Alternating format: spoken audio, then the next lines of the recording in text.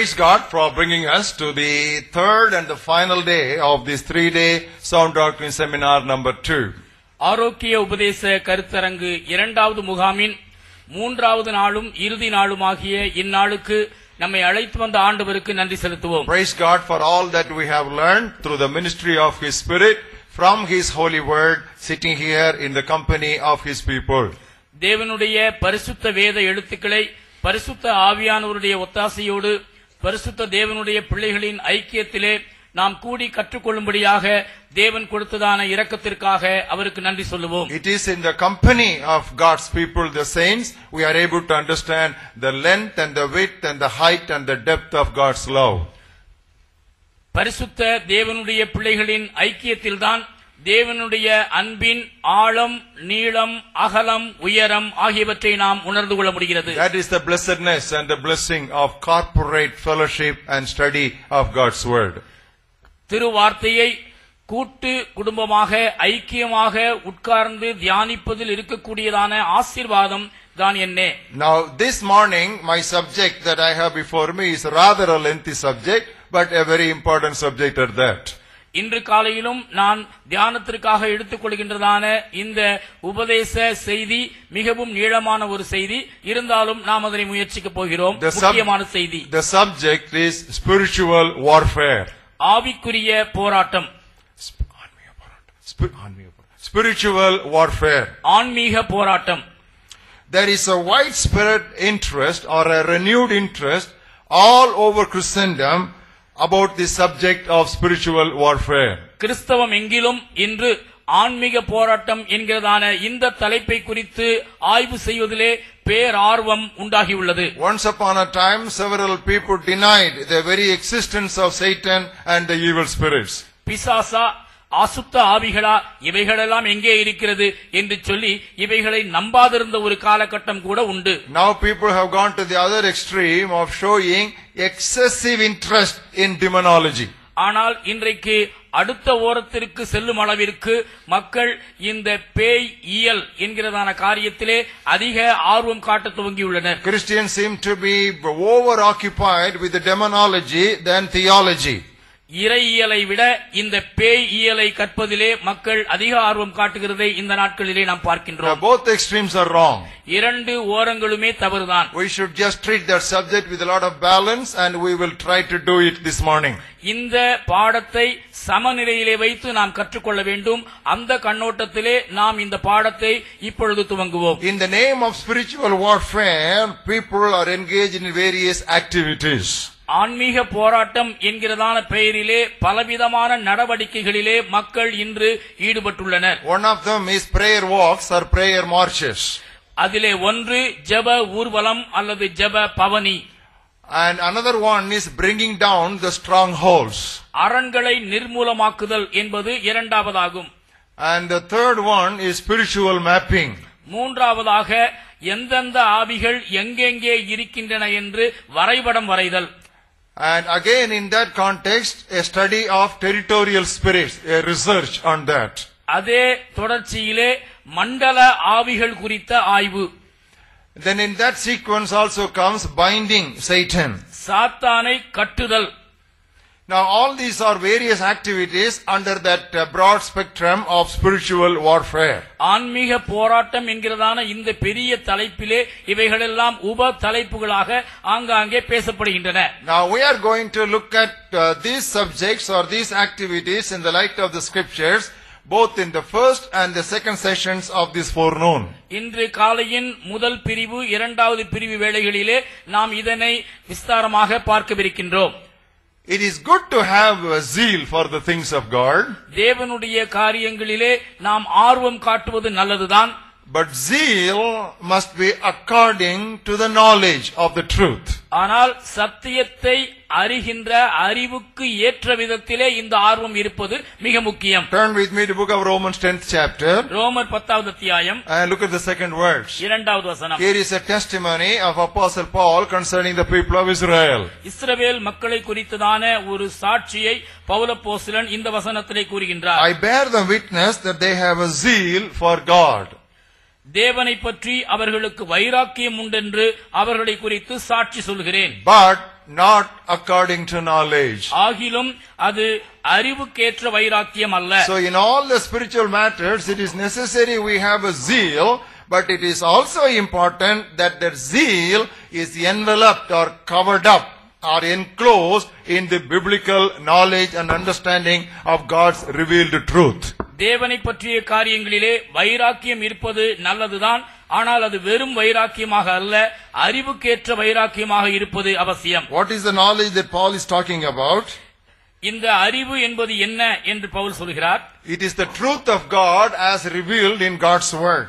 தேவனுடைய வார்த்தையிலே வெளிப்படுத்தப்பட்டிருக்கின்றதான சத்தியம். It is not our own views and opinions. இது நம்முடைய கருத்துக்கள் அல்லது நம்முடைய எண்ணங்கள் அல்ல. Now look at verse 3. There is a parallel for that. மூன்றாம் வசனத்திலே அதற்கு இணையான ஒரு காரியம் வருவதை கவனிக்கிறீர்கள். They being ignorant of God's righteousness or God's law or God's truth or God's revelation, they try to seek to establish their own righteousness and their own opinions and their own views, and they have not submitted to the righteousness and the authority and the rule and the principles and the knowledge of God.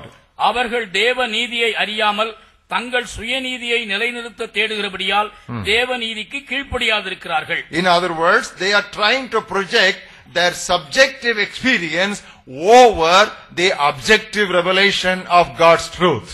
தங்களுடைய ஆள் சார்ந்த அனுபவங்களை வேதத்தின் பொருள் சார்ந்த சத்தியங்களுக்கு மேலாக மேன்மை பாராட்டுகிறார்கள். If you project or you promote your subjective experience over the objective knowledge of the revelation of God's truth, that is what the Bible calls as zeal without knowledge. வேதத்திலே வெளிப்படுத்தப்பட்டிருக்கின்றதான பொருள் சார்ந்த சத்தியத்திற்கு மேலாக உங்களுடைய தனிப்பட்ட ஆள் சார்ந்த அனுபவங்களை நீங்கள் மேன்மையாக பேசுவீர்களேயானால் அதைத்தான் அறிவுக்கேற்ற வைராக்கியம் அல்ல என்று வேதம் தெளிவாக சொல்கிறது. I will put it more simply, then you will understand. நான் இன்னும் எளிமையாக கூறுகின்றேன், அப்படியானால் நீங்கள் விளங்கிக் கொள்வீர்கள். The teaching of the Bible is the only basis for evaluating any spiritual experience. எந்த ஆவிக்குரிய அனுபவத்தையும் சீர்தூக்கி பார்ப்பதற்கு இந்த வேத வசன போதைதான் அடிப்படை அளவுகோலாயிருக்கிறது. Who does it is not important. யார் அதை செய்கின்றார் என்பது முக்கியமல்ல. What happens as a result of that person does is not important. அந்த நபர் இதனை செய்வதன் மூலமாக என்ன விளைவு உண்டாகிறது என்பதும் முக்கியமல்ல. How popular or unpopular that activity is, that is not important. அந்த காரியம் எந்த அளவு பிரபல்யமானது அல்லது எந்த அளவு பிரபல்யம் அல்ல என்பது முக்கியமல்ல. What the Bible says about that is what finally matters. அந்த காரியத்தை குறித்து வேதம் என்ன சொல்லுகிறதோ அதுதான் முடிவான காரியம். Jesus said, இயேசு சொன்னார், anyone who listens to my word and does according to what I have said, he is like a man who has dug his foundation deep and founded his building on the rock. என் வாயின் வார்த்தைகளை கேட்டு அதன்படி செய்கின்றவன் எவனோ அவன் கன்மலையில் அஸ்திவாரம் தோன்றி அதன் மேல் தன் வீட்டை கட்டின புத்தியான மனிதனுக்கு ஒப்பானவன் என்று. Why? ஏன்? Winds will blow. காற்றடிக்கும். Winds in the Bible most of the times refer to false doctrines. காற்று என்று சொல்லப்படுகின்ற வேளையிலெல்லாம் வேதம் துர் உபதேச காற்றையே குறிக்கின்றது. And then there may be floods. வெள்ளங்கள் வரும். The enemy, the serpent, knows he has got a short while, and with great fury he is pouring floods of false doctrine into the church. சத்துருவானவன் தனக்கு கொஞ்ச காலம் மாத்திரமே உண்டென்று அறிந்திருக்கின்றபடியினாலே திருச்சபையின் மேலே இந்த துர் உபதேசமாகிய வெள்ளத்தை மோதி அடிக்கின்றான். So the Bible says, Jesus said, winds will blow on the building and floods will beat upon that building, but because that building is founded on the solid rock of the revelation of God's word, it stood firm. பெருங்காற்று அந்த வீட்டின் மேல் மோதியது, பெரு வெள்ளம் அந்த வீட்டின் மேல் மோதியது, இருந்தாலும் அந்த வீடு நிலைத்து நின்றது. Because it was founded on the rock of God's word. ஏனென்றால் தேவ வசனமாகிய கற்பாறையின் மேல் அது அஸ்திவாரமிடப்பட்டிருந்தது. So that is why any experience, whoever or whichever organization is the promoter of that activity, if it is not found in God's word and sufficiently supported by God's word, you note my word, sufficiently supported by God's word, not just one obscure words here and there, sufficiently supported by God's word, we need to be very critical about it. எந்த நிறுவனம் அந்த சத்தியத்தை சொன்னாலும், எந்த நபர் அந்த உபதேசத்தை மொழிந்தாலும், போதுமான வேத வசன ஆதாரங்களால் அந்த உபதேசமோ சத்தியமோ பரீட்சிக்கப்படாவிட்டால், ஏதோ இங்கொன்று அங்கொன்று என்று ஒரு சில வசனங்களினால் அல்ல, போதுமான அளவு வேத சான்றுகளினாலே அது நிரூபிக்கப்படாவிட்டால் அதனை நாம் கேள்வி கேட்டே ஆக வேண்டும். Anything, follow me carefully, anything that is truly of God can stand the severest scrutiny. தேவனால் உண்டாயிருக்கின்ற எந்த ஒரு காரியமும் அதற்கு எதிராக செய்யப்படுகின்றதான பரீட்சை எவ்வளவு தீர்க்கமானதாக இருந்தாலும் அந்த பரீட்சைக்கு நிலைத்து நிற்கும். You throw it 7 times into the furnace. If it is the word of God, if it is on the word of God, it will stand forever. 7 முறை அந்த காரியத்தை நீங்கள் எரிகின்ற அக்கினியிலே தூக்கி வீசினாலும் அது இறை வார்த்தையாக இருக்குமானால் அது இன்னும் கூட மெருகேறுமே ஒழிய அது அழிந்து போகாது. But on the other hand, if it is not founded on God's word, in the second examination itself it will become weak. மாறாக வேத வசனத்தை அடிப்படையாக கொண்டு அது நங்கூரமிடப்படாவிட்டால் இரண்டாவது பரீட்சையில் தானே அது பல்லை காட்டிவிடும். That is the right translation. So we have got some laughing this morning. So we will go through some of the activities and have a biblical analysis this morning. இப்படிப்பட்டதான சில நடவடிக்கைகளை நாம் வேத வசன வெளிச்சத்திலே இப்பொழுது நாம் ஆராய்வோம். The first thing that is gaining popularity is prayer walks or prayer marches. இன்று அமோகமாக மக்களால் எதிர்பார்க்கப்படுகின்றதான ஒரு காரியம் ஜெப பவனி. According to Jesus, prayer must be essentially offered in secret. இயேசு கிறிஸ்துவின் தாற்பரியத்தின்படி ஜெபம் எப்பொழுதுமே ரகசியமாகவே செய்யப்பட வேண்டும். He did not encourage praying in public. வெளியரங்கமாக நின்று ஜெபிப்பதை ஒருபோதும் இயேசு கிறிஸ்து ஆமோதிக்கவே இல்லை. For understanding the root of this doctrine, we should again get back to the Sermon on the Mount. இந்த உபதேசத்தினுடைய வேர் இன்னதென்று நாம் அறியும்படியாக மீண்டுமாக மலை சொற்பொழிவுக்கு திருப்புவோம். 6th chapter. மத்தேயு 6வது அத்தியாயம். That is the central of the 3 chapters which contain the Sermon on the Mount of the Lord Jesus Christ. மலை சொற்பொழிவு வரும் 3 அத்தியாயங்களின் மைய அத்தியாயம் தான் இது. And look at verses 5 and 6. 5-6 வசனங்கள். When you pray, you shall not be like the hypocrites. நீ ஜெபம் பண்ணும்போது மாயக்காரரை போல் இருக்க வேண்டாம். They love to pray standing in the synagogues and on the corners of the streets, that they may be seen by men. Assuredly I say to you, they have their reward. மனிதர் காணும்படியாக அவர்கள் ஜெப ஆலயங்களிலும் வீதிகளின் சந்திகளிலும் நின்று ஜெபம் பண்ண விரும்புகிறார்கள். அவர்கள் தங்கள் பலனை அடைந்து தீர்ந்ததென்று மெய்யாகவே உங்களுக்கு சொல்கிறேன். But you know the Lord Jesus Christ gives a definite change of pattern.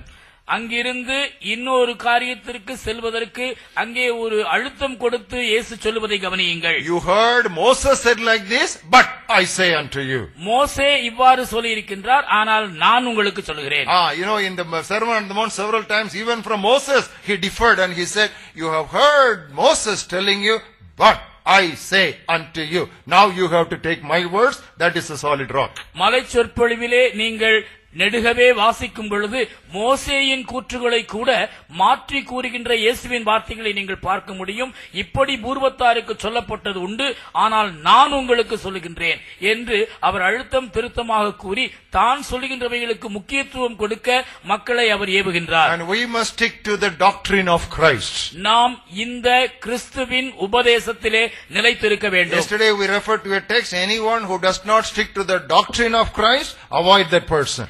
கிறிஸ்துவின் உபதேசத்திலே நிலைத்திராத எந்த ஒரு மனிதனையும் விட்டு நீங்கள் விலகுங்கள் என்று நேற்றைய தினத்திலே நாம் படித்தோம். But you, when you pray, go into your room, and when you not only go into your room, you better shut your door also and pray to your Father who is in the secret place. நீயோ ஜெபம் பண்ணும்போது உன் அறை வீட்டுக்குள் நுழைந்து உன் கதவை பூட்டி, நுழைந்தால் மட்டும் போதாது, கதவை பூட்ட வேண்டும். அந்தரங்கத்தில் இருக்கிற உன் பிதாவை நோக்கி ஜெபம் பண்ணு. And your Father who sees you in secret will reward you openly. அப்பொழுது அந்தரங்கத்தில் பார்க்கிற உன் பிதா வெளியரங்கமாய் உனக்கு பலன் அளிப்பார். E.M. Bounds has been the greatest classic writer on the subject of prayer. ஜெபத்தை குறித்து அநேக நூல்களை எழுதினதான ஒரு மிகப்பெரும் தேவ மனிதர் E.M. Bounds. Many people who have read his book became missionaries and stalwarts all over the world. இவருடைய புத்தகங்களை வாசித்த அநேகர் அகில உலகிலும் மிஷனரிகளாக புறப்பட்டு சென்றதோடு பல பெரிய தேவ மனிதர்கள் இவர் மூலமாய் உருவானார்கள். I want to quote E.M. Bounds this morning. இந்த காலையிலும் இந்த தேவ மனிதருடைய கூற்றை நான் சொல்ல விரும்புகிறேன். The secret of prayer is praying in secret. ரகசியமாய் ஜெபிப்பதே ஜெபத்தின் ரகசியம். I'll say that again. மீண்டுமாய் சொல்கிறேன். The secret of prayer is praying in secret. ரகசியமாய் ஜெபிப்பதே ஜெபத்தின் ரகசியம். Jesus, during his earthly sojourn, often withdrew himself into places of solitude for prayer. தனிமையான இடங்களிலே தனித்து சென்று ஜெபிப்பதற்காக தன்னுடைய புவி யாத்திரையிலே அதிக மணி நேரங்களை அருள்நாதர் இயேசு செலவிட்டார். He just went away from the people and he got himself lost in the prayer exercise. மக்களிடமிருந்து தப்பி தனியாக சென்று அங்கே தனிமையிலே ஜெபிப்பதற்கு அவர் நேரம் கண்டுபிடித்தார். I will tell you something, it might surprise you. நான் சொல்லுகின்ற ஒரு காரியம் உங்களுக்கு ஆச்சரியத்தை கொடுக்கக்கூடும். Jesus never prayed for any sick person.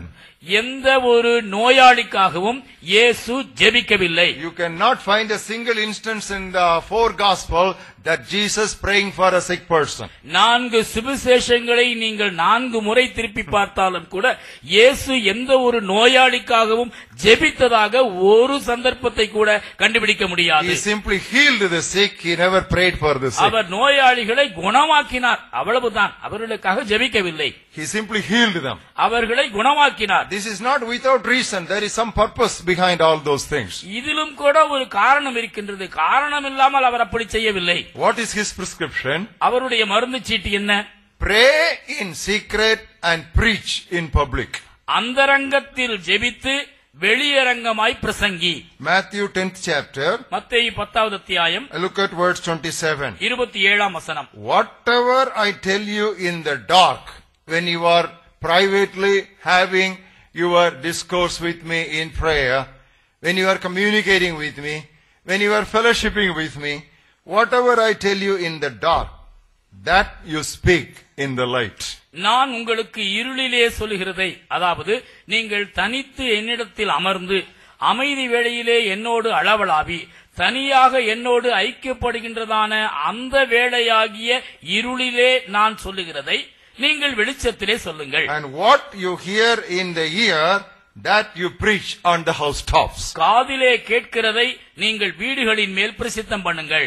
Even if the place where you are ministering the gospel is hostile to the gospel, that is the prescription. சுவிசேஷத்தை பற்றி அறியாத ஒரு இடமாக, No. If it is a place hostile to the gospel, even there you should just follow this pattern. Hostile. எதிர்ப்பு தெரிவிக்கும். சுவிசேஷத்திற்கு எதிர்ப்பு தெரிவிக்கின்ற இடமா இருந்தாலும் சரி, அதற்கும் இதுதான் மருந்து சீட்டு. That's what we read in verse 28. 28வது வசனத்தில் அதைத்தான் நாம் பார்க்கின்றோம். Don't fear those who kill the body but cannot kill the soul. ஆத்துமாவை கொல்ல வல்லவர்களாயிராமல் உடலை மாத்திரம் கொல்லுகிறவர்களுக்கு நீங்கள் பயப்பட வேண்டாம். That means he is talking about a place where you are there to minister and that people of that place, they are hostile to the gospel. இதனுடைய பொருள் என்ன? நீங்கள் சுவிசேஷத்தை பிரசங்கிக்கும்படியாய் சென்றிருக்கின்ற அந்த இடத்திலே உங்களுடைய உடலுக்கு ஆபத்து வரக்கூடிய அளவுக்கு அங்கே மக்கள் எதிர்ப்பாய் இருக்கிறார்கள் என்று பொருள். At that time also you are supposed to confine your prayer in private and then you go out on the housetop to proclaim the word. அந்த மாதிரி சமயங்களிலும் கூட அவர்களுக்கு முன்னதாக ஜெபிக்காமல் அந்தரங்கத்திலே நீங்கள் ஜெபித்து வெளியரங்கமாக பிரசங்கிக்க வேண்டும் என்பதே ஆண்டவருடைய மருந்து சீட்டு. Peter was imprisoned in prison. பேதுரு சிறைச்சாலையிலே அடைக்கப்பட்டிருந்தார். What did the believers do? விசுவாசிகள் என்ன செய்தார்கள்? They did not go around prayer march around the walls of the prison. சிறைச்சாலையின் சுவர்களை சுற்றி அங்கிருந்ததான மக்கள் ஜெபபவனி செல்லவில்லை. What did they do? அவர்கள் என்ன செய்தார்கள்? They got themselves shut inside the room and they prayed. God who heard them in secret reward them in public. அவர்கள் ஒரு வீட்டிற்குள் அடைத்துக் கொண்டு அந்தரங்கத்திலே தேவனை நோக்கி ஜெபித்தார்கள். அந்தரங்கத்திலே அவர்களுடைய ஜெபத்தை கேட்டதான ஆண்டவர் அவர்களுக்கு வெளியரங்கமாக பதிலளித்தார். Immediately you have a question. What about the 7-day march around Jericho? அப்படியானால் எரிகோவை சுற்றி இஸ்ரவேலர் 7 நாட்கள் நடந்தார்களே, அதை குறித்து என்ன சகோதரனே என்று நீங்கள் ஒரு கேள்வி கேட்கலாம். This incident does not teach us about prayer walk or spiritual warfare. இது ஆன்மீக போராட்டத்தை குறித்தோ அல்லது ஜெப பவனியின் உதாரணத்தை குறித்தோ சொல்லப்படவே இல்லை. This was just a military strategy for the siege of a city. ஒரு நகரத்தை பிடிப்பதற்கு அவர்கள் வகுத்ததான ஒரு ராணுவ வழிமுறை, அவ்வளவுதான். Nowhere the Bible says they were shouting praises unto God. அவர்கள் எரிகோவை சுற்றி துதி முழக்கமிட்டார்கள் என்று எந்த வசனத்திலுமே குறிப்பிடப்படவில்லை. They were simply shouting. It was a military shout. அவர்கள் சப்தம் போட்டார்கள், அது ஒரு ராணுவ முழக்கம், அவ்வளவுதான். So God was teaching the people of Israel to obey Him implicitly. You go every day once, and on the 7th day you do it 7 times. God was testing their trust and obedience upon Him. தேவன் இஸ்ரவேல் மக்களுடைய கீழ்ப்படிதலையும் நம்பிக்கையையும் சோதிக்கும்படியாக இந்த காரியத்தை சொன்னார். 6 நாட்கள் ஒரு முறை எரிகோ பட்டணத்தை சுற்றி நடங்கள், 7ஆம் நாள் 7 முறை சுற்றி நடவுங்கள் என்று சொன்னார். அது முழக்கத்தோடு கூட இஸ்ரவேல் மக்களால் செய்யப்பட்டது. Did they go to bless the city?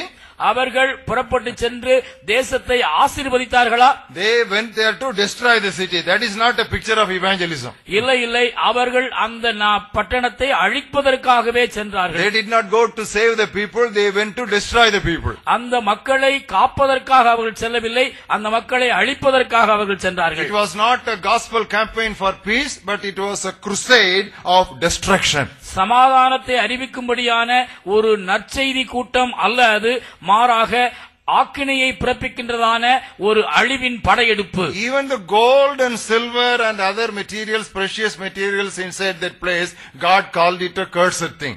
அந்த பட்டணத்திற்கு உள்ளே இருந்ததான தங்கம், வெள்ளி, விலையேறப்பட்ட பொருட்களை கூட சாபத்தீடானது என்று சொல்லி தேவன் அருவருத்தார். So the walls of Jericho incident have got nothing to do with the spiritual warfare prayer or prayer marches.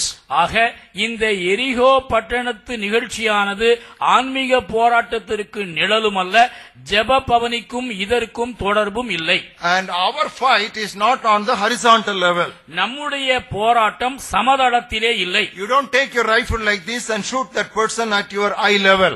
நீங்கள் உங்கள் கையிலே துப்பாக்கியை எடுத்து உங்களுக்கு கண்ணுக்கு எதிரே இருக்கின்ற நபரை நேரடியாக வைத்து சுடுவது அல்ல. Now when you talk about this kind of spiritual warfare prayer or marches, we are unconsciously losing a scriptural pattern. இப்படிப்பட்ட ஜெப ஊர்வலம் போன்ற காரியங்களிலே நாம் நம்முடைய கவனத்தை செலுத்தும் பொழுது வேதத்தில் உள்ள முக்கியமான ஒரு சத்தியத்தை படிக்க தவறுகின்றோம். Now where are the evil powers?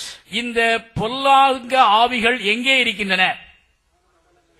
They are in the heavenly places. வான மண்டலங்களில் இருக்கின்றன. Where do we read that? அதை நாம் எங்கே வாசிக்கின்றோம்? For completeness sake, several of you know the answer, but for completeness sake of our study, we will look at those references. Please do turn to the Bible references. பலர் நீங்கள் இதனை அறிந்திருந்தாலும் கூட இதனை முழுமையாக நாம் அறியும்படியாக அந்த வசனத்தை நாம் எடுத்து திருப்பி பார்ப்போம். 6:12 of Ephesians. எபேசியர் 6:12. Whether it is principalities or powers or rulers of darkness or spiritual hosts of wickedness, where are they? They are in the heavenly places.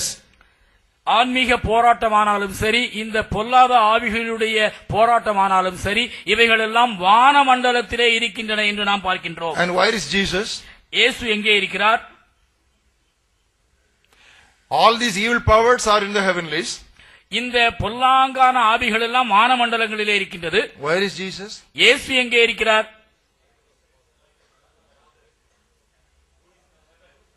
He is above these principalities. He is on again still a higher level. இந்த ஆவிகளின் மண்டலங்களுக்கு எல்லாம் மேலான இடத்திலே அவர் இருக்கின்றார். Turn with me to Ephesians 1st chapter. எபேசியர் 1வது அத்தியாயத்தை எடுத்துக்கொள்ளுங்கள். Look at verses 20 and 21. 20-21 வசனங்கள். He worked in Christ when he raised him from the dead and seated him at his right hand in the heavenly places. And what are those heavenly places?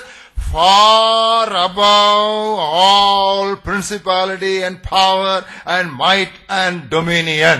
அவரை உன்னதங்களில் தம்முடைய வலது பக்கத்தில் உட்காரும்படி செய்தார். இந்த உன்னதங்கள் என்பது என்ன? எல்லா துரைத்தனத்துக்கும் அதிகாரத்துக்கும் வல்லமைக்கும் கர்த்தத்துவத்திற்கும் இம்மையில் மாத்திரமல்ல மறுமையிலும் பெயர் பெற்றிருக்கும் எல்லா பெயருக்கும் மேலாய் அவர் உயர்ந்திருக்கத்தக்கதாக. Now come on, now let us go to some of these things. Where are the evil spirits? இப்பொழுது நாம் மீண்டுமாய் இதனை பார்ப்போம். இந்த பொல்லாத ஆவிகள் எங்கே இருக்கிறார்கள்? In the heavenlies. வானமண்டலங்களில். Where is Christ? கிறிஸ்து எங்கே இருக்கிறார்? Not above, far above. That's very important. It does not say above, it says far above. இந்த மண்டலங்களுக்கெல்லாம் வெகு தொலைவிலே தூர இடத்திலே கிறிஸ்து இருக்கின்றார். Where are we? நாம் எங்கே இருக்கின்றோம்? No, we are seated with him in the heavenlies. நாம் பூமியிலே அல்ல, நாம் உன்னதங்களிலே அவரோடு வீற்றிருக்கின்றோம். That's what we read in Ephesians 1st chapter 3rd verse. All these references in the same book. So they talk about one full truth. எபேசியர் 1:3 நாம் அதை பார்க்கின்றோம். இது தொடர்பான வசனங்கள் எல்லாம் ஒரே புத்தகத்திலே வருவதை நீங்கள் கவனியுங்கள். இது ஒரு கோர்வையான பாடமாக அமையும். Blessed be the God and Father of our Lord Jesus Christ, who has blessed us with every spiritual blessing in the heavenly places in Christ. நம்முடைய கர்த்தராகிய இயேசு கிறிஸ்துவின் பிதாவாகிய தேவனுக்கு ஸ்தோத்திரம். அவர் கிறிஸ்துவுக்குள் உன்னதங்களிலே ஆவிக்குரிய சகல ஆசீர்வாதத்தினாலும் நம்மை ஆசீர்வதித்திருக்கிறார். Where are the evil powers? பொல்லாத வல்லமைகள் எங்கே இருக்கின்றன? In the heavenlies. வானமண்டலங்களில். Where is Jesus? இயேசு எங்கே இருக்கிறார்? Now you have become better. தொலைவிடத்திலே உன்னதங்களிலே இருக்கிறார். I know you are very good students. That is why in this Sound Doctor seminar we did not conduct morning tests.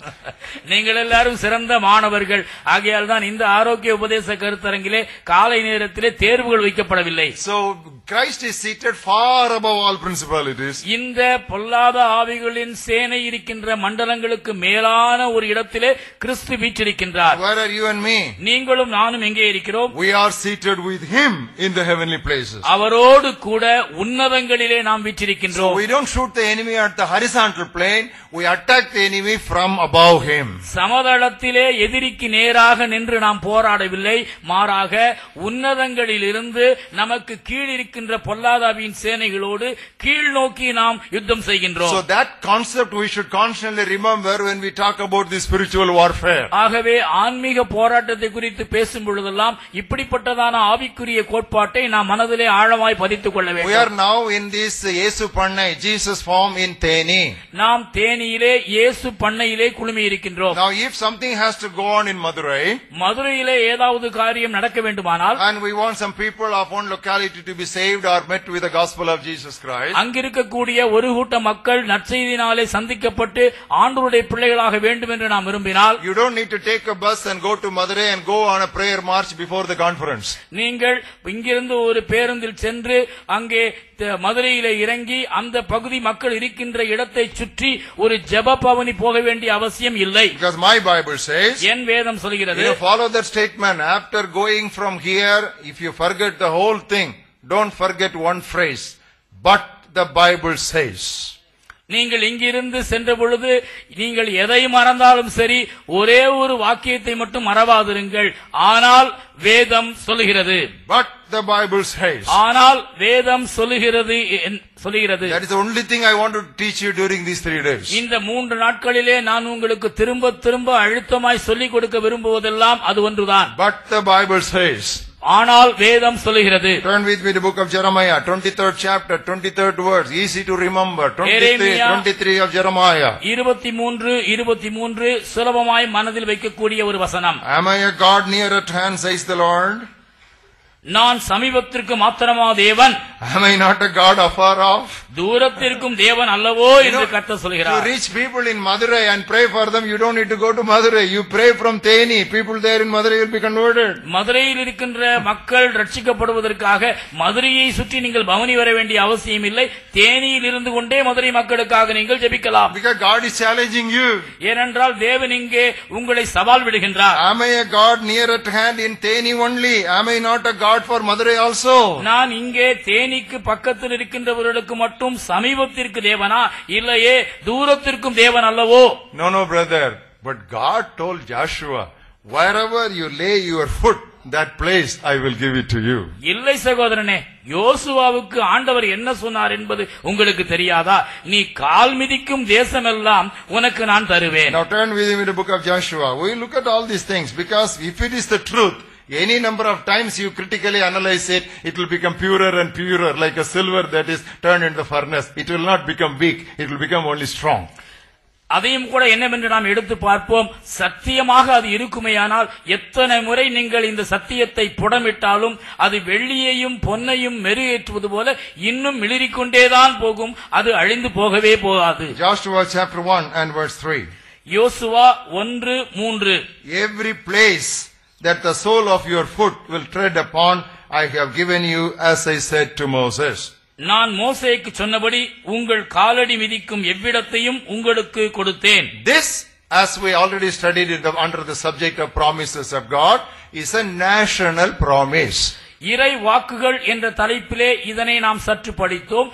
இது இஸ்ரவேல் மக்களுக்கு கொடுக்கப்பட்டதான ஒரு நாட்டை குறித்த இறை வாக்கு. And it had geographical limitations. இதற்கு பூகோள எல்லைகள் உண்டு. Now look at the fourth verse. 4ஆம் வசனத்தை கவனியுங்கள். Every place means Joshua cannot come to India and claim that. யோசுவா அப்படியே நடந்து வந்து இந்தியாவிலே காலடி வைத்து விட்டால் இந்தியா யோசுவாவுக்கு சொந்தமாகி விடாது. God gave a boundary. It is a national promise with geographical boundaries. எல்லைகளோடு கூடிய ஒரு தேசம் தழுவிய இறைவாக்காகத்தான் தேவன் யோசுவாவுக்கு இதனை கொடுத்தார். Look at verse 4. 4ஆம் வசனத்திலே கவனியுங்கள். From the wilderness and this Lebanon as far as the great river, the river Euphrates. வனாந்தரமும் இந்த லீபனோனும் தொடங்கி ஐப்ராத்து நதியான பெரிய நதி மட்டுமுள்ள and all the land of the Hittites. ஏத்தியரின் தேசம் அனைத்தும் and to the great sea towards the going down of the sun. சூரியன் அஸ்தமிக்கிற திசையான பெரிய சமுத்திரம் வரைக்கும் shall be your territory. உங்கள் எல்லையாயிருக்கும். Now you can easily put it there on your world map. உங்களுடைய உலக வரைபடத்திலே இதனை அழகாக நீங்கள் குறித்துக் கொள்ளலாம். So God gave a map. God gave a geographically defined boundary, and he said, in that land wherever you put your foot, that land I have given you. ஒரு பூகோள வரைபடத்தை எல்லைகளோடு குறித்து இந்த பகுதியிலே எங்கெங்கெல்லாம் நீ கால் வைப்பாயோ அவையெல்லாம் உனக்கு சொந்தமாகும் என்று அறுதியிட்டு ஆண்டவர் கூறினார். But for the New Testament church, it is not places, but it is people. ஆனால் புதிய ஏற்பாட்டை பொறுத்த மட்டிலே இறை மக்களுக்கு தேவன் கொடுக்கின்றதான வாக்கு இடங்கள் அல்ல, இனங்களே. Now this is what I so clearly taught you in the first seminar. That's why the first seminar is the foundation for the second seminar. இந்த கருத்தை முதலாவது கருத்தரங்கிலே நான் உங்களுக்கு தெளிவாக விளக்கி காட்டினேன். இந்த முதல் கருத்தரங்கு பாடங்கள் எல்லாம் இரண்டாம் கருத்தரங்கு பாடங்களுக்கு அடித்தளமாக இருக்கின்றன. What did Jesus say? இயேசு என்ன சொன்னார்? Did he say go into all the world and wherever you set your foot I will give that place to you? நீங்கள் உலகமெங்கும் புறப்பட்டு போங்கள், நீங்கள் காலடி வைக்கின்ற தேசத்தை எல்லாம் உங்களுக்கு சொந்தமாக தருவேன் என்று இயேசு சொன்னாரோ? No. இல்லை. He said go into all the world and preach the gospel to every creature. It is not place, it is creature. It is not whatever place, but it is whoever listens and obeys will be saved. நீங்கள் உலகமெங்கும் புறப்பட்டு போய் சகல இனத்தாருக்கும் சுவிசேஷத்தை பிரசங்கியுங்கள். சகல இடங்களுக்கும் என்றல்ல, சகல சிருஷ்டிக்கும் சுவிசேஷத்தை பிரசங்கிக்க வேண்டும். எந்த இடம் என்பது முக்கியமல்ல, எவர் கேட்கின்றார், கேட்டு விசுவாசிக்கின்றார், அதுதான் முக்கியம். Now in whatever God told Joshua, the word was whatever. But what God has told the New Testament church is whoever. It is not whatever, it is whoever. யோசுவாவுக்கு தேவன் சொல்லும் பொழுது எவ்விடத்தையும் உங்களுக்கு கொடுத்தேன் என்று சொன்னார். ஆனால் இங்கே புதிய ஏற்பாட்டிலே நமக்கு வருகின்ற இறைவாக்கு அப்படியல்ல. யார் எவர் கேட்கின்றாரோ அவர்கள் உங்களுக்கு தரப்படும் என்று சொன்னார். Whoever believes will be saved. விசுவாசிக்கிறவன் எவனோ அவன் ரட்சிக்கப்படுவான். You can go to a place. நீங்கள் ஒரு இடத்திற்கு செல்லலாம். And it may be a big village. அது ஒரு பெரிய கிராமமா இருக்கலாம். You may be the very disciples of Jesus Christ. Disciples of Jesus Christ. இயேசு கிறிஸ்துவினுடைய சீடர்கள். And you may just have all the powers to cast out devils and preach the gospel. நீங்கள் சுவிசேஷத்தை பிரசங்கித்து சகல அசுத்த ஆவிகளையும் விரட்டுவதற்கேற்ற வல்லமையுடையவர்களாய் இருக்கலாம். Did Jesus guarantee that village will be given to them?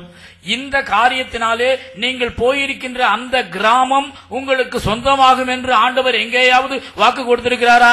On the other hand, he told them, இல்லை, மாறாக அவர்களுக்கு அவர் என்ன சொன்னார்? when you go there, நீங்கள் அங்கே செல்லும் பொழுது they may receive you. If they receive you, stay there. அவர்கள் உங்களை ஏற்றுக்கொள்வார்கள். ஏற்றுக்கொண்டால் அவர்களோடு தங்கி இருங்கள். If they don't receive you, அவர்கள் உங்களை ஏற்றுக்கொள்ளவில்லை என்றால் don't be standing around there and claiming that place. No, simply shake off even the dust and you come away. அங்கேயே சுற்றி வந்து கிடைக்குமா என்று பார்த்து கொண்டு நில்லாதிருங்கள். உங்களுடைய காலில் படிந்ததான தூசியை கூட உதறிவிட்டு அங்கிருந்து வந்து விடுங்கள். In Old Testament it is places, in the New Testament it is people. So this is the basic doctrinal problem. That is the reason for most of the unscriptural practices. இன்று நடக்கின்றதான பல்வேறு வேதத்திற்கு புறம்பான நடவடிக்கைகளுக்கு காரணம் என்னவென்றால் இந்த அடிப்படையான உபதேச வேறுபாட்டை மக்கள் புரிந்து கொள்ளாததுதான். பழைய ஏற்பாட்டிலே இடங்களை குறித்து வாக்கு கொடுக்கப்பட்டது. ஆனால் புதிய ஏற்பாட்டிலே இனங்களை குறித்து தான் வாக்கு கொடுக்கப்பட்டுள்ளது. Now the apostles went to so many places in their missionary journey. தங்களுடைய மிஷனரி பயணத்திலே அப்போஸ்தலர்கள் பல இடங்களுக்கு புறப்பட்டு சென்றார்கள். Were they not aware of the promise that God gave to Joshua? யோசுவாவுக்கு கொடுத்த வாக்கை அவர்கள் மறந்து போனார்களோ? Wherever you put your foot, that place will be given to you. நீ கால் மிதிக்கும் இடத்தை எல்லாம் உனக்கு சொந்தமாக கொடுப்பேன் என்ற வாக்குத்தத்தம் அவர்களுக்கு நினைவில் இல்லையோ? In many places they were not only sent away from the village, they were dispelled from their very region. The word dispelled is given there. துரத்தி விட்டாங்க, தொலைஞ்சு போ அப்படின்னு. இவன் உடனே மடமடமன தூசி தட்டிட்டு ஓடிட்டான். பல இடங்களுக்கு அவர்கள் சென்ற பொழுது அந்த இடத்திலிருந்து அவர்கள் வெளியேற்றப்பட மட்டும் இல்லை, சில இடங்களிலே அவர்கள் துரத்தி அடிக்கப்பட்டார்கள். அப்பொழுதும் கூட சந்தோஷமாக தங்கள் மேல் படிந்ததான தூசியை உதறிவிட்டு அவர்கள் புறப்பட்டு போய்கொண்டே இருந்தார்கள். An example is Acts of the Apostles 13th chapter. That is how the first team just now went out on their missionary career. இப்படியாக புறப்பட்டு சென்ற முதல் மிஷனரி அணியை நாம் அப்போஸ்தலர் 13வது அத்தியாயத்திலே சந்திக்கின்றோம். They shook off the dust from their feet against them according to the words of Jesus 51:13. They shook off the dust from the feet against them and came to Iconium. 51வது வசனத்திலே இவர்கள் தங்கள் கால்களில் படிந்த தூசியை அவர்களுக்கு எதிராக உதறி போட்டு இக்கோனியா பட்டணத்துக்கு போனார்கள். What did they do? அவர்கள் என்ன செய்தார்கள்? ஐயோ, what a failure. We could not win this place for Christ. They were all going on a sad retreat? No. ஐயோ, இவ்வளவு பெரிய வீழ்ச்சி நமக்கு உண்டாயிற்றே, இப்படிப்பட்ட தோல்வி வரும் என்று நினைக்கவில்லையே என்று அவர்கள் துக்கத்தோடும் சோகத்தோடும் சென்றார்களா? இல்லை. No, but the Bible says, ஆனாலும் வேதம் சொல்கிறது, verse 52, all of you read it aloud together. 52வது வசனத்தை நீங்கள் எல்லாரும் சேர்ந்து சப்தமாக வாசியுங்கள். And the disciples were filled with joy and with the Holy Spirit. Friends, we need to very clearly understand things in the biblical perspective. Otherwise, we will be going on a dissolution. அருமை நண்பர்களே, வேத கண்ணோட்டத்திலே சத்தியங்களை நாம் புரிந்து கொள்ள பழகிக் கொள்ள வேண்டும். இல்லை என்றால் நாம் சுய வஞ்சகத்திற்குள்ளாய் மாட்டிக்கொள்வோம். There may be a question. ஒரு கேள்வி இப்பொழுது வரலாம். Going on prayer walks, is it wrong? ஜெப பவனி செல்வது தவறா? It is not wrong, but it is unnecessary and unscriptural. இது தவறு என்று சொல்லாவிட்டாலும் வேதத்தில் இது இல்லை, இது தேவையும் இல்லை. It may be exciting, all of us going around and then, making some shouting and or whispering. It may be exciting, but it won't have any big effect as you think. ஊர்வலம் செல்வது என்றாலே ஒரு குதூகலம் தானே, கோஷமிட்டு கொண்டு சுற்றி சுற்றி வருவது நமக்கு பரவசத்தை தரலாம். On the other hand, மாறாக in a country like India, India போன்ற நாட்டிலே such activities will antagonize the non-Christian people. இப்படிப்பட்டதான காரியங்கள் கிறிஸ்தவர் அல்லாதோரை நமக்கு எதிரிகளாக மாற்றுகின்றது. They don't like these militant activities. இப்படிப்பட்டதான தீவிரவாத செயல்களை அவர்கள் விரும்புவதில்லை. Even if you shout, don't shout India for Christ. Please shout Christ for India. அப்படியே நீங்கள் கோஷமிட வேண்டும் என்று விரும்பினாலும் இந்தியா கிறிஸ்துவுக்கு என்று கோஷமிடாதிருங்கள், கிறிஸ்துவுக்கு இந்தியா என்று சொல்லுங்கள். You have to unnecessarily answer and face the BJPs when you make statement India for Christ. That is not biblical. The Bible does not say India for Christ. India கிறிஸ்துவுக்கே என்று ஒருபோதும் நீங்கள் கோஷமிடாதிருங்கள். பாரதிய ஜனதா போன்றதான மக்களுக்கு அது மிகப்பெரிய கோபத்தையும் வெறியையும் உண்டாக்கும். The New Testament does not teach world for Christ, but the New Testament teaches Christ for the world.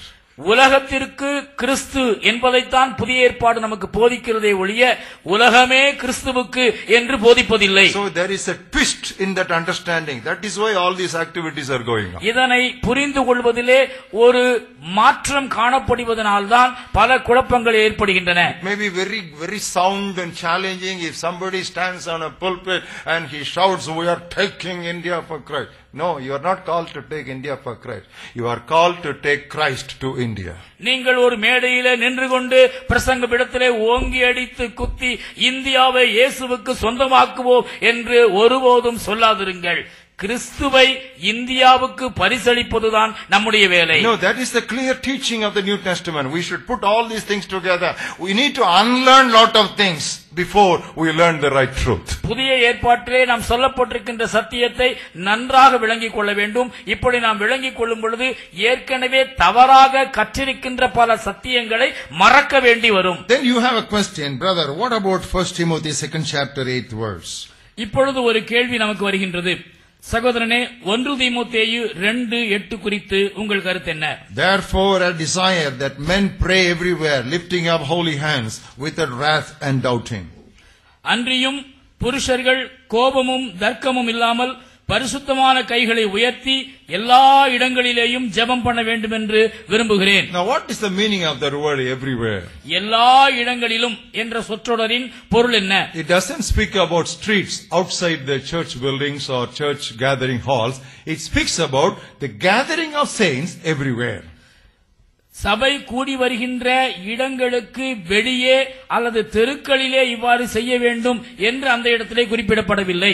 தேவ மக்களாக கூடி வருகின்ற வேளையிலே அது எந்த இடமாக இருந்தாலும் சரி அவ்வாறு செய்யலாம். For example, 1 Corinthians 1st chapter. 1 கொரிந்தியர் 1ஆம் அத்தியாயம். Look at the second verse. 2ஆம் வசனம். To the church of God which is at Corinth, to those who are sanctified in Christ Jesus, called to be saints, with all who in every place call on the name of the Lord Jesus Christ. In every place means wherever God's people are gathering. கொரிந்துவிலே கிறிஸ்து இயேசுவுக்குள் பரிசுத்தமாக்கப்பட்டவர்களாயும் பரிசுத்தமான்களாகும்படி அழைக்கப்பட்டவர்களாயும் இருக்கிற தேவனுடைய சபைக்கும் எங்களுக்கும் தங்களுக்கும் ஆண்டவராயிருக்கிற நம்முடைய கர்த்தராகிய இயேசு கிறிஸ்து நாமத்தை எங்கும் தொழுது கொள்ளுகிற அனைவருக்கும் எழுதுகிறதாவது. That word everywhere simply means wherever God's people gather. அதாவது எல்லா இடத்திலும் கைகளை உயர்த்தி தொழுது கொள்ள வேண்டும் என்பதல்ல, எங்கெல்லாம் தேவ மக்கள் கூடுகின்றார்களோ தொழுது கொள்கின்றார்களோ அங்கெல்லாம் அவ்வாறு செய்யலாம். It was essentially in the church. குறிப்பாக திருச்சபைக்கு உள்தான் இது நடைபெறுகிறது. Why? ஏன்? Paul says men will lift up holy hands. புருஷர்கள் தங்களுடைய பரிசுத்தமான கைகளை உயர்த்தி. In the New Testament church, leadership is essentially male.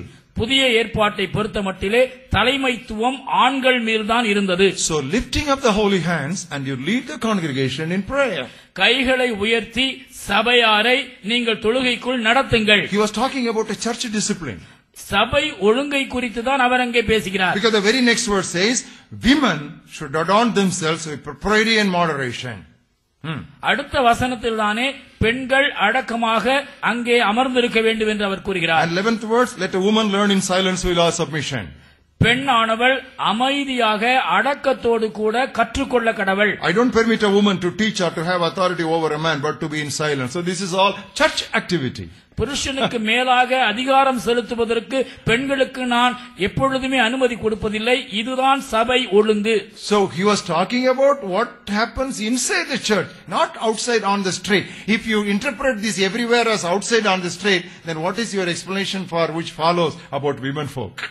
இந்த நடவடிக்கையானது சபைக்கு உள்ளே நடக்கின்றதைத்தான் குறிக்கின்றது. ஒருவேளை இது தெருக்களிலே சபைக்கு வெளியிலே நடப்பதை குறிக்கிறது என்று நீங்கள் சொல்வீர்களே, ஆனால் இந்த வசனத்தை தொடர்ந்து பெண்களை குறித்து சொல்லப்பட்டுள்ளதான வசனங்களுக்கு நீங்கள் கொடுக்க விரும்புகின்ற வியாக்கியானம் தான் என்ன? So dear brothers and sisters, we need to be very careful. Any words you take, this is what I taught in the first seminar. Never take a text out of context. It becomes a pretext. Keep the text inside their context. Immediate context, chapter context, book context, whole Bible context. Otherwise, it's misinterpretation. எந்த ஒரு வசனத்தை நாம் எடுத்து வியாக்கியானம் பண்ணினாலும் அந்த வசனத்தை சொல்லப்பட்ட சூழலிலிருந்து வெளியே எடுக்கக்கூடாது. இதனை நான் முதல் கருத்தரங்கிலே மிகவும் திட்டமாக நான் சொன்னேன். ஒரு வசனத்தை அது கூறப்பட்டுள்ள உடனடி சூழமைவு, அத்தியாய சூழமைவு, புத்தக சூழமைவு, முழு வேதாகம சூழமைவு என்கிற பின்னணியில் வைத்துத்தான் நாம் தியானிக்க வேண்டும், வியாக்கியானிக்க வேண்டும். Otherwise, lot of misleading.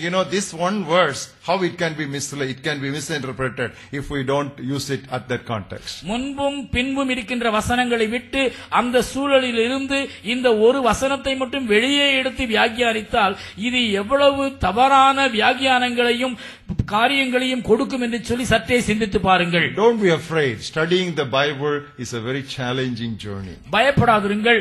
வேதத்தை கற்பது என்பது ஒரு சவால் நிறைந்த பயணம். Brother, if things are like this, what about what all I have learned over the years? How many things I can unlearn? சகோதரனே, காரியங்கள் இப்படி இருக்குமானால் இத்தனை ஆண்டுகள் நான் கற்ற காரியங்கள் எல்லாம் என்னவாயிற்று? இவைகளை எல்லாம் நான் மறக்க வேண்டுமோ? Don't worry. கவலைப்படாதிருங்கள். We are given the Holy Spirit to lead us into all truth if we bow in reverence before the authority of the Scriptures. வேத வசனத்தினுடைய அதிகாரத்திற்கு முன்பாக தலை வணங்கி பணிவோடே நாம் இருப்போமேயானால் நம்மை சகல சத்தியத்திற்குள்ளும் நடத்துவதற்கான பரிசுத்த ஆவியானவரை அவர் நமக்கு தந்திருக்கின்றார். How many times I can say, no, I should not have done this, I should not have done this, now I realize it is wrong. It's a very awkward thing, brother. How to go about like that? ஐயோ, நான் இவ்வளவு தவறை செய்து விட்டேனே, ஐயோ இப்படிப்பட்ட தவறுகள் நிகழ்ந்து விட்டனவே, நான் இதனை செய்யாமல் இருந்திருந்தால் எவ்வளவு நலமாக இருந்திருக்கும். இப்படி எத்தனை முறைதான் அறிக்கை செய்வது சகோதரனே? Don't worry. கவலைப்படாதிருங்கள். What did Paul say?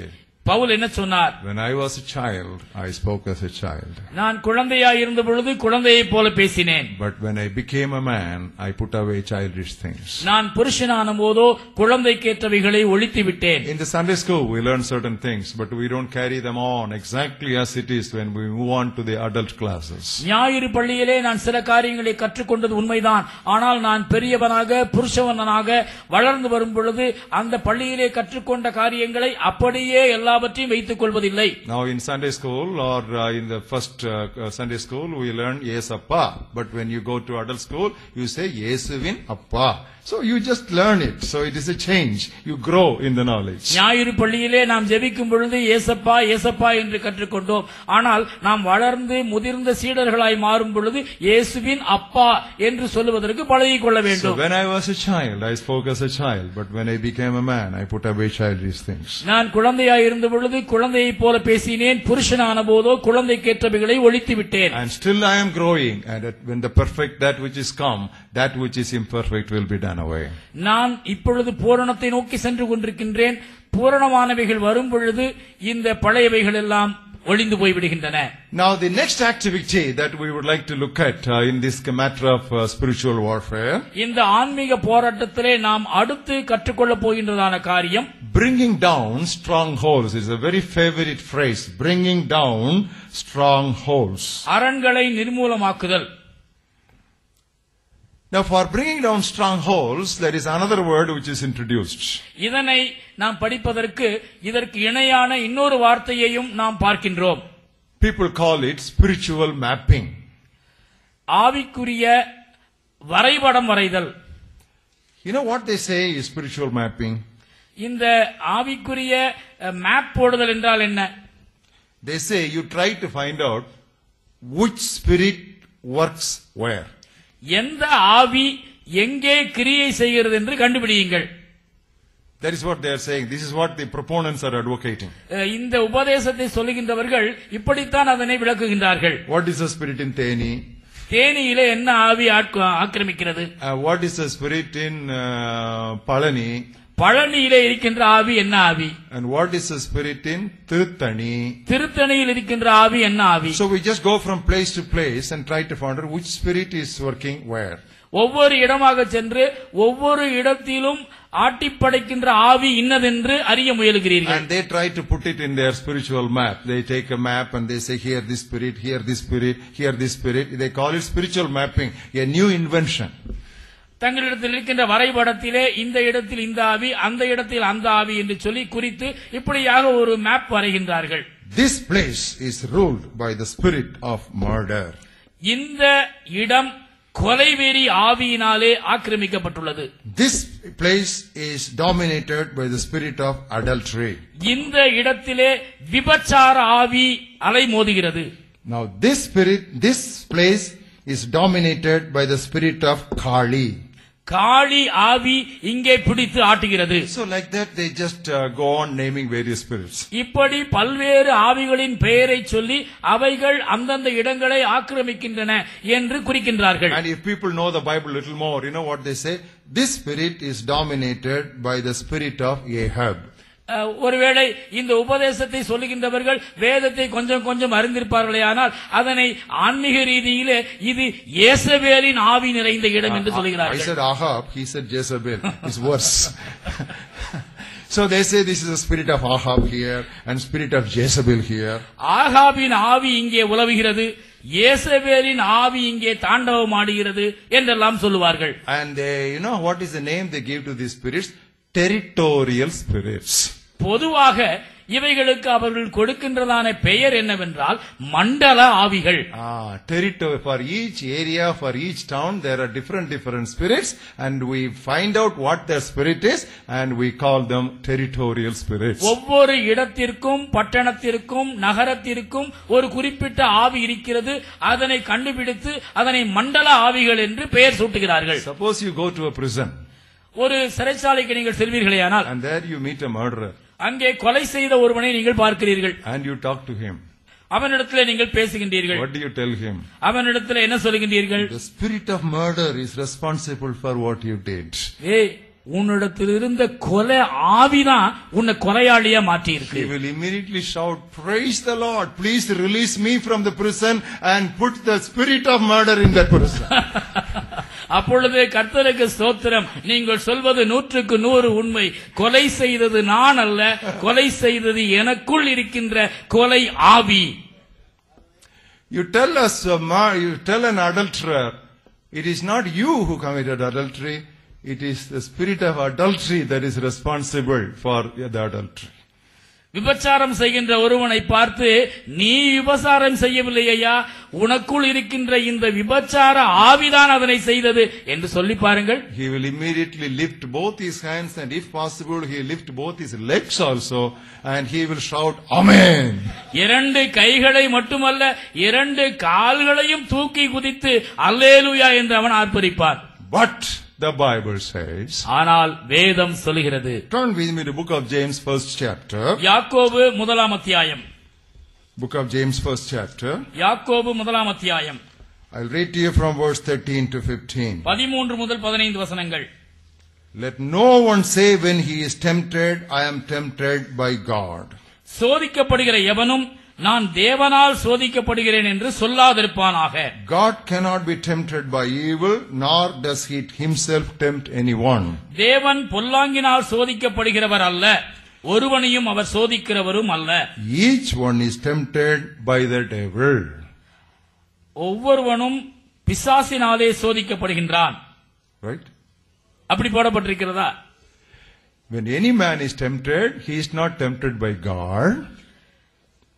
சோதிக்கப்படும் பொழுது, when any man is tempted, he is not tempted by God. Verse 13. 13ஆம் வசனத்திலே ஒருவன் சோதிக்கப்படுகிறவன் தேவனால் சோதிக்கப்படவில்லை. But next word says, each one is tempted by God. You please say what I am saying. Don't look there. Each one is tempted by the devil. பிசாசினாலே அவன் சோதிக்கப்படுகின்றான். Is that what the Bible says? அப்படி வேதம் சொல்கிறதோ? Temptation is not from God, but it is only temptation by the devil. தேவனிடத்திலிருந்து சோதனை வருவதில்லை, பிசாசிடமிருந்து தான் சோதனை வருகிறது. No. அப்படி சொல்லவில்லை. What does the Bible say? வேதம் என்ன சொல்கிறது? Each man is tempted by his own desires. அவன் தன் சுய இச்சையினாலே இழுக்கப்பட்டு சோதிக்கப்படுகிறான். In other words, வேறு வார்த்தையிலே சொல்ல வேண்டுமானால், for every sin that man commits, God wants that man to take the moral responsibility. ஒரு மனிதன் செய்கின்ற ஒவ்வொரு பாவத்திற்குமான தார்மீக பொறுப்பை அந்த மனிதனே எடுக்க வேண்டும் என்று தேவன் விரும்புகிறார். That's an excellent word. First time I come across that word. தார்மீக பொறுப்பு. That moral responsibility the man should accept solely on himself. மனிதன் செய்கின்றதான பாவங்களுக்கான தார்மீக பொறுப்பை மனிதன் தான் ஏற்றுக்கொள்ள வேண்டும். Why did you eat this fruit? ஏன் இந்த பழத்தை சாப்பிட்டாய்? The serpent deceived us. சர்ப்பம் என்னை வஞ்சித்தது. Okay, you go free. I will take care of the serpent. சரி, நீ போகலாம், நான் சர்ப்பத்தை கவனித்துக் கொள்கிறேன். No. No. இல்லை. God held Adam responsible for his sin. அப்படி ஆண்டவர் சொல்லவில்லை. அவனுடைய மீறுதலுக்காக ஆதாமைத்தான் ஆண்டவர் பொறுப்பாக்கினார். You see, the fundamental doctrine is disturbed when you talk about territorial spirits. மண்டல ஆவிகள் என்கிறதான தத்துவத்தை நீங்கள் பேசும் பொழுது இந்த அடிப்படை வேத தத்துவமானது அடி வாங்குகிறது. Let me ask you another question. இன்னொரு கேள்வி உங்களிடத்தில் கேட்கின்றேன். Is there any place on the face of the earth that is free from demonic activity?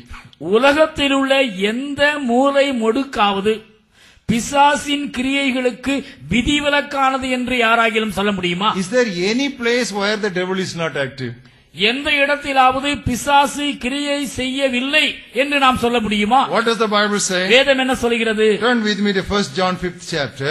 1 யோவான் 5வது அத்தியாயம். And look at the 19th verse. 19வது வசனம். 1 John 5:19. 1 யோவான் 5:19. We know that we are of God.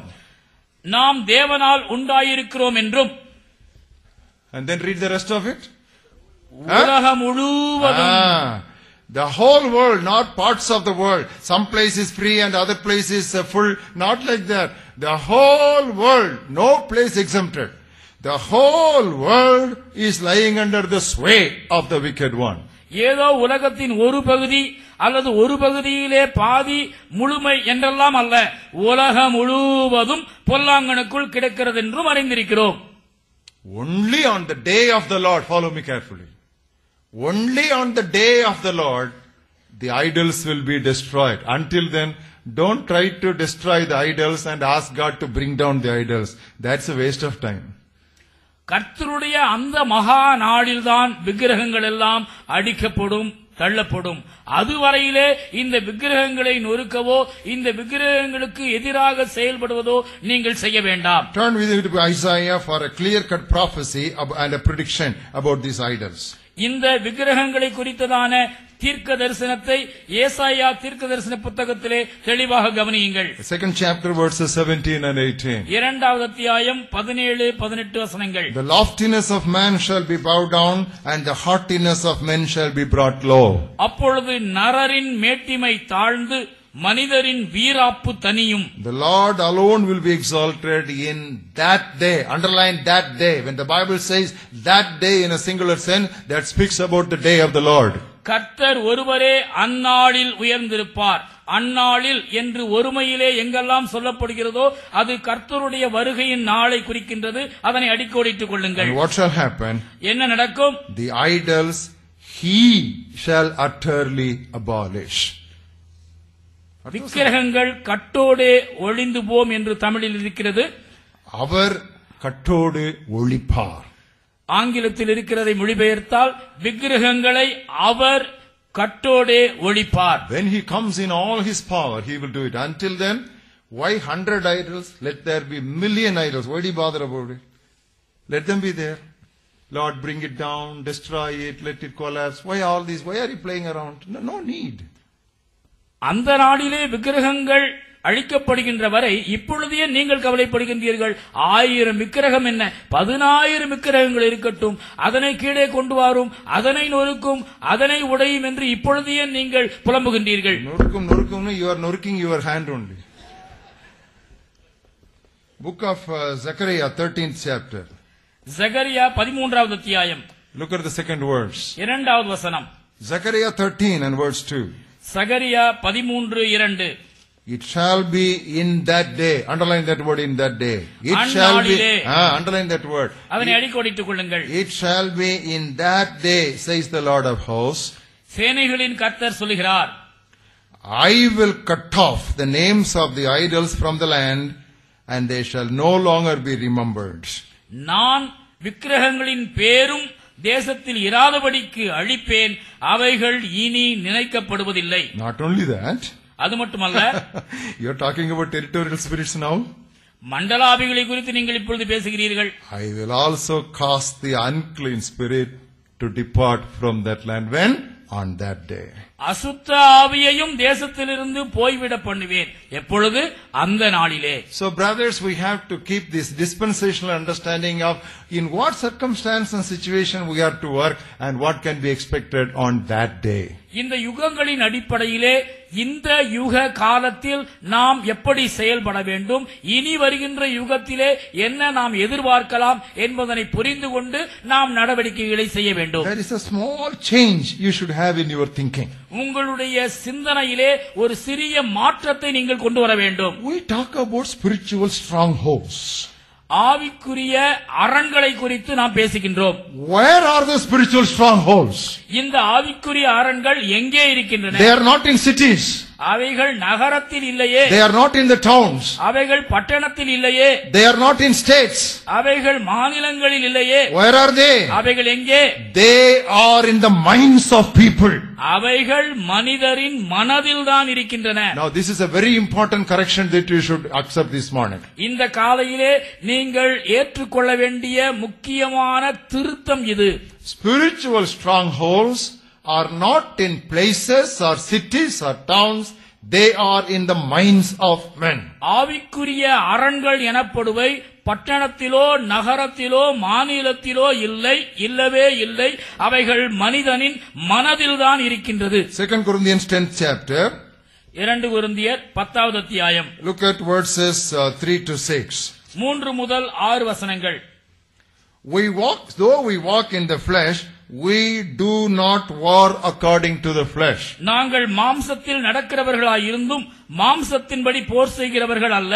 The weapons of our warfare are not carnal, but mighty in God for pulling down strongholds. எங்களுடைய போர் ஆயுதங்கள் மாம்சத்துக்கு ஏற்றவைகளாய் இராமல் அரண்களை நிர்மூலமாக்குகிறதற்கு தேவ பலமுள்ளவைகளாய் இருக்கிறது. What are the strongholds? இந்த அரண்கள் என்பது என்ன? Go to the next verse, and the next verse will tell you what the strongholds are. அடுத்த வசனம் உங்களுக்கு பதில் கொடுக்கின்றது இந்த அரண்கள் என்பது என்னவென்று. Casting down arguments and every high thing that exalts itself at the knowledge of God, bringing every thought into captivity to the obedience of Christ. அவைகளால் நாங்கள் தர்க்கங்களையும் தேவனை அறிகிற அறிவுக்கு விரோதமாய் எழும்புகிற எல்லா மேட்டிமையையும் நிர்மூலமாக்கி எந்த எண்ணத்தையும் கிறிஸ்துவுக்கு கீழ்ப்படிய சிறைப்படுத்துகிறவர்களாய் இருக்கிறோம். Underline the word arguments. தர்க்கங்கள் என்கிற வார்த்தையை அடிக்கோடிட்டுக் கொள்ளுங்கள். Underline the word knowledge. அறிவு என்கிற வார்த்தையை அடிக்கோடிட்டுக் கொள்ளுங்கள். Underline the word thought. எண்ணத்தை என்கிற வார்த்தையை அடிக்கோடிட்டுக் So கொள்ளுங்கள். where is spiritual stronghold? ஆவிக்குரிய அரண்கள் எங்கே இருக்கின்றன? It is in the arguments of people, it is in the thoughts of people, it is in the thinking patterns of people. மக்களுடைய தர்க்கங்களிலும் மக்களுடைய எண்ணங்களிலும் மக்களுடைய சிந்திக்கும் முறைகளிலும் தான் இந்த அரண்கள் இருக்கின்றன. That's what is confirmed in 2 Corinthians 4th chapter also. 2 கொரிந்தியர் 4வது அத்தியாயத்திலும் இது உறுதிப்படுத்தப்படுகிறது. Verses 3 and 4. 3-4 வசனங்கள். Even if our gospel is veiled, it is veiled to those who are perishing. எங்கள் சுவிசேஷம் மறைபொருளாய் இருந்தால் கெட்டுப் போகிறவர்களுக்கே அது மறைபொருளாய் இருக்கும். Why? ஏன்? Their minds have been blinded by the God of this age. What is blinded? Their minds have been blinded by the gods of this world.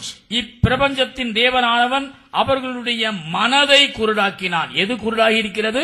மனது குருடாகி இருக்கிறது. So what should you do? ஆக நீங்கள் என்ன செய்ய வேண்டும்? If you have to bring down the strongholds, what should you do? You try to change the thinking pattern of people.